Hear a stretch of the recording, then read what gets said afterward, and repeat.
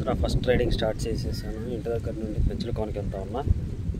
ఇక్కడ నుండి మా ఇంటి దగ్గర నుండి 14 కిలోమీటర్లు వస్తుంది పెంచలకోన. వెళ్ళేటప్పుడు అంతా కొంచెం ఎక్కువగా ఉంటుంది, వచ్చేటప్పుడు మాత్రం చాలా డౌన్ ఉంటుంది.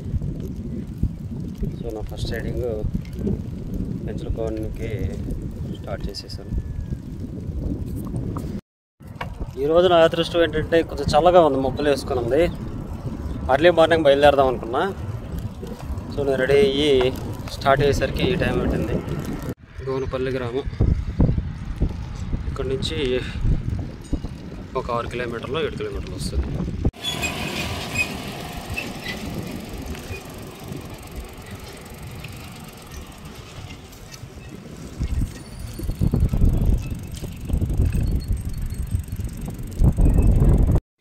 వచ్చేసాం పెంచలకోన దగ్గరికి. ఇక్కడ నుంచి 3 కిలోమీటర్లు వస్తుంది. ఇక్కడ ఆర్చి ఉంది కదా, ఆర్చి దగ్గర నుండి నేషనల్ హైవే ఇక్కడ వరకే ఉంటుంది. ఇక్కడ నుంచి అటు రైట్ కట్ చేసుకొని వెళ్తే సోమశిల, ఇటు బద్వేలు ఇక్కడంతా వెళ్తాయి.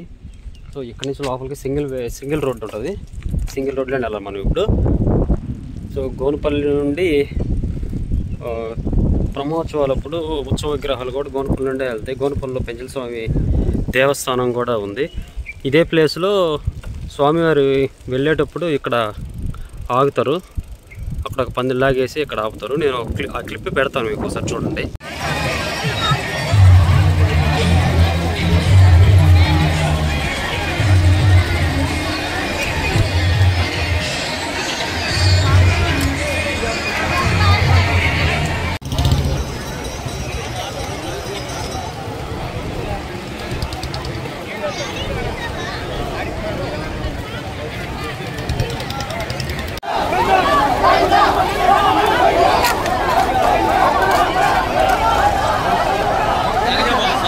ఇక్కడ నుంచి అంతా సింగిల్ రోడ్డే ఉంటుంది. సో నా ఛానల్ కొత్తగా చూస్తున్న వాళ్ళు సబ్స్క్రైబ్ చేయండి, లైక్ చేయండి, షేర్ చేయండి. ఇదే మంగళబాయి అంటాం మేము. ఇక్కడ కూడా బ్రహ్మోత్సవం సమయంలో అన్నదానం చేస్తారు. ఇప్పటికీ చేస్తారు. ప్రతి బ్రహ్మోత్సవానికి ఇక్కడ లైటింగ్ ఉంటుంది. ప్రతి ఒక్కళ్ళకి ఫ్రీగా అన్నదానం చేస్తారు. ఇక్కడి నుంచి మనం ఇంకా దగ్గరకు వచ్చేసి పెంచలకోనకి పెన్సిల్ లక్ష్మీ నరసింహస్వామి నిలవన్న పెంచల కోన. ఫస్ట్ ఇది పెన్సిల కోన, తర్వాత కాలక్రమంలో వాడుక భాషలోకి వచ్చేసరికి పెంచల కోన అయింది. సో ఇక్కడి నుంచి ఒక 10 నిమిషాలు వెళ్ళిపోవచ్చు. తాగడానికి వాటర్ కూడా బోర్ అయిపోతుంది. ఇక్కడ తాగడానికి అంత సౌకర్యంగా అయితే ఉండవు, ఎందుకంటే ఎక్కువ వాడటం లేదు కదా. పట్టుకొని అట్టే వదిలేయడం వల్ల కొంచెం చిలువ వాసన వచ్చే అవకాశం ఉంది. ఇదే బైరెడ్డి కోనకి వెళ్ళే దారి ఇది. ఇక్కడ నుంచి లోపలికి వెళ్ళాల్సి వస్తుంది. కొంచెం లాంగ్ ఉంటుంది, లాంగ్ నడవాలి. బండి కూడా ఎంత వెళ్ళేస్తున్నారో లేదో నాకైతే తెలియదు. అక్కడ కూడా పెంచల స్వామి వారి దేవస్థానం ఉంది. చాలా తక్కువ మంది వెళ్తారు అక్కడికి. అక్కడి నుంచి పెంచలకోన నుంచి కొంచెం బయటకు రావాలి. బయటకు వచ్చి ఇట్లా రోడ్డు ఉంటుంది. లోపలికి వెళ్ళి మళ్ళీ కొంచెం పైకి తెలిసిన వాళ్ళు ఉంటేనే వెళ్ళండి, లేదంటే ఇదే చేసి ఇంకెవరు వెళ్ళొద్దు.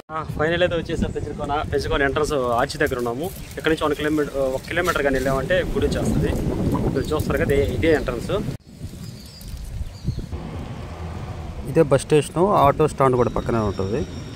నెల్లూరు బస్సులు కూడా వస్తాయి. నెల్లూరు, బద్వేలు, రాపూరు, ఈ సోమశిల కూడా ఇక్కడ ఉంటాయి. రైట్ సైడ్లో ఆటో స్టాండ్. ఇది స్టార్టింగ్ వ్యూ పాయింట్. ఇక్కడ నుంచి ప్రైవేట్ వెహికల్స్ కూడా అలో చేస్తారు, కానీ కొంచెం పందిరి వేసినట్టు ఎందుకు అవే దారి మళ్ళించినట్టారు. ప్రైవేట్ వెహికల్స్ వెళ్ళొచ్చు. ఇది ఎంట్రన్స్. ఇక్కడంతా shopping malls, shops.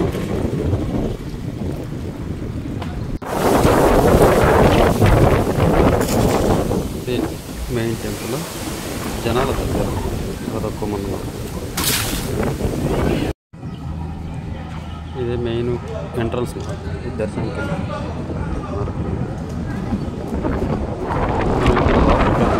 Left side తీసుకుంటాము. ఇది లోపల గుడి దగ్గర నేను చెప్పాను కదా, లెఫ్ట్లో వచ్చాము. ఇప్పుడు మనం ఇక్కడ ఉన్నాం కదా, ఇది స్వామివారి పాడగీతి. బ్రహ్మోత్సవాల సమయంలో ఊరేగింపుగా ఇదే దారిని వస్తారు అన్నమాట. స్వామివారి టెంపుల్ దగ్గర నుండి అట్లా కొండ ఉంది కదా, కొండ, ఆ కొండ పైనుంచి దారి ఇట్లా పైన వస్తుంది. పైనే వచ్చి అక్కడ మండపం కనపడుతుంది కదా, మండపం దగ్గర దిగేసి ఇట్లా వచ్చి ఇదంతా మళ్ళీ కొంచెం పైకి వెళ్ళేసి అమ్మవారి టెంపుల్ ఉంది కదా, అమ్మవారి టెంపుల్కి కనెక్ట్ చేస్తుంది ఈ రోడ్డు. ఇది మొత్తం పళ్ళకి పైనే వస్తారు స్వామివారు. ఇదంతా బ్రహ్మోత్సవాలు అప్పుడు జనాలు కిక్కిరిసిపోతారు. కొంచెం ఖాళీగా ఉంది. ఇప్పుడు నిల్చున్న స్థానం అంతా కూడా ఇది వాటర్ ఫాల్స్ వచ్చే ఏరియా. అంతా వాగు, దీన్ని పెంచుల వాగు అంటారు. ఇక్కడనే స్టార్ట్ అవుతుంది ఇది వాగు. ఇది కండలేరు జలాశయంలో కలుస్తుంది ఈ వాగు. గాలి అయితే బీభత్సంగా తోలుతూ ఉంది ఈరోజు. సో నేనైతే అక్కడ వరకు స్వామివారి కింద పడ్డారు కదా, లాస్ట్ కింద అక్కడ వరకు వెళ్ళాను. అక్కడ వరకు వెళ్ళడం కూడా కొంచెం కష్టంగా వెళ్ళాలా.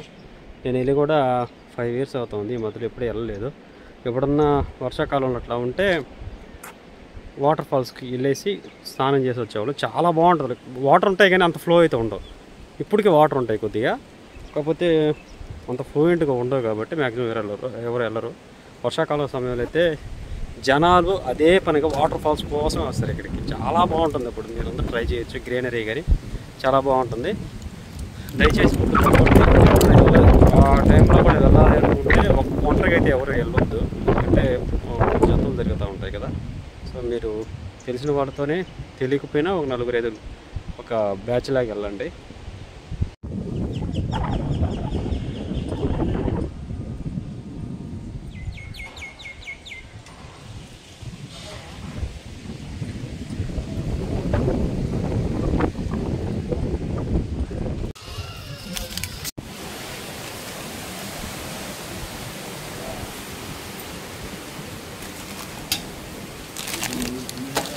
కవర్ ఎవరన్నా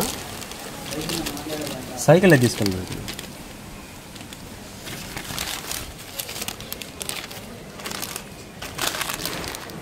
సో అంతా అయిపోయింది. ప్రసాదం తీసుకున్నాను. బయలుదేరేసి ఇంటికి వెళ్ళిపోతా ఉన్నా. తొక్కట్లే నేను అసలు దొలుకుంటా వెళ్ళిపోతుంది. నాకు చాలా కష్టపడ్డాను వచ్చేటప్పుడు. ఇప్పుడు చాలా ఈజీగా వెళ్ళిపోతా ఉన్నా. ఇంటి దగ్గర వరకు కూడా ఇట్లాగే ఉంటుంది. అంటే ఎక్కువ కష్టపడాల్సిన అవసరం ఉండదు. చాలా సంతోషంగా ఉంది. చాలా రోజు అనుకుంటున్నా సైకిల్లో పెంచుకోవడానికి రావాలని చెప్పేసి. నా మొదటి సైకిల్ యాత్ర ఇక్కడికే వేసేందుకు నాకు చాలా హ్యాపీగా ఉంది. నెక్స్ట్ వచ్చేసి మా ఊర్లోనే ఒక శివాలయం ఉంది అడవిలో. నేను శివాలయాన్ని ఎక్స్ప్లోర్ చేయాలనుకుంటా ఉన్నా. నెక్స్ట్ వీడియో దాంతోనే ప్రారంభమవుతుంది ఇంకొకటి. సో అక్కడి నుంచి ఇంకా లాంగ్ అంటే వెళ్ళాలి. ఈ రెండు చూసుకుని లోకల్గా కొన్ని చూసుకుని నాకు కూడా కొంచెం సైకిల్ అలవాటు పడినట్టు ఉంటుంది. ఒకేసారి అంత లాంగ్ వెళ్ళిపోవడం కంటే నిదానంగానే వెళ్దాం అనుకుంటా ఉన్నా. ఓకే, చాలా చల్లగా ఉంది. ఇందాకటి కంటే కూడా ఇప్పుడు చల్లగా ఉంది. గాలి బాగానే తోలుతా ఉంది. అసలు సైకిల్ తొక్కట్లేదు. చూడండి ఎంతనే ఉందండి. చాలా ఫ్రీగా ఉంది పెంచిన కోన. మీలో ఎంతమంది పెంచిన కోనకు వచ్చారో నాకు కామెంట్లో రాయండి. ఇంకా పెంచిన కోనలో మీరు ఎన్నిసార్లు వచ్చారు? బ్రహ్మోత్సవాలప్పుడు ఎక్స్పెషల్గా బాగుంటుంది. చాలామంది ఎందుకే వస్తారు బ్రహ్మోత్సవాలప్పుడు.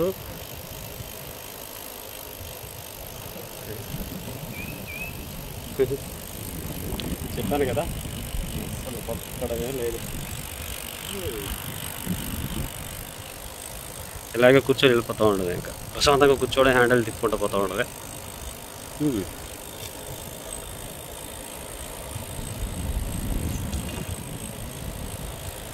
ఓకే, గోనుపల్లికి వచ్చేసాం.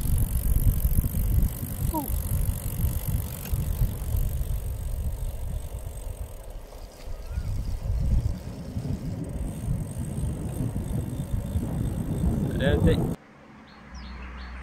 సో వీడియో అందరికి నచ్చింది అని అనుకుంటున్నాను. నెక్స్ట్ వీడియోలో మళ్ళీ కలుసుకుందాం.